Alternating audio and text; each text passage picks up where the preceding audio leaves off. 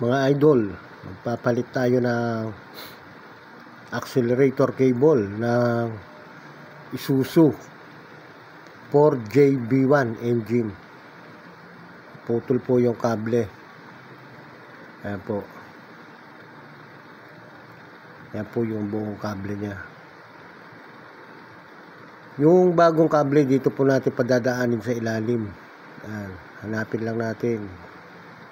Tapos, ang sekreto po nito ay tatanggalin mo yung accelerator assembly. Yan, para maikabit mo yung kable. Pag hindi mo tinanggal yan, mahirap ikabit yan. Napakasikip. Pero kung tatanggalin mo, yan. Nakaporma ng maayos. Fit na fit.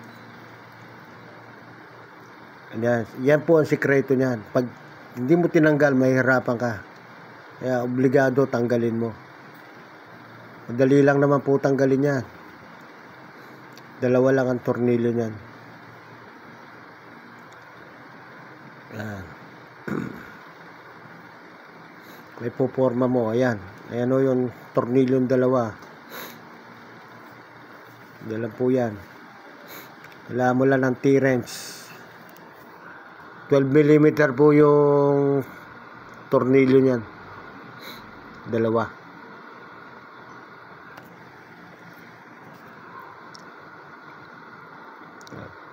Dali mo na siya ilagay sa injection pump pagka naikabit mo lahat yan. Diyan nahihirapan yung mga mekaniko pag hindi kinalas yan. Napakasikip. Ayun naman, papalitan natin yung alternator hose nito.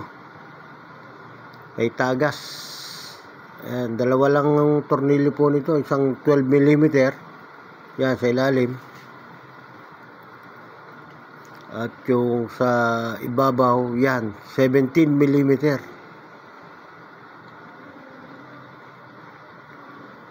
Pag naluwagan mo yan, madali. Kinakamay na lang po yan.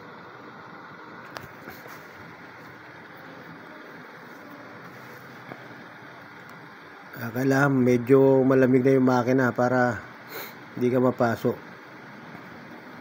Ayan. Malambot lang po yan. Meron siyang mga tanso na washer para hindi po maglilik. Ayan po. Palitan na natin. Ayan. Hihigpitan. Ayan po. Ganyan lang. Sa ibabaw, 17mm.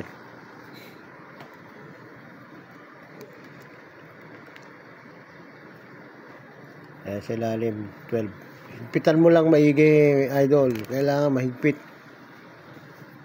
para walang leak.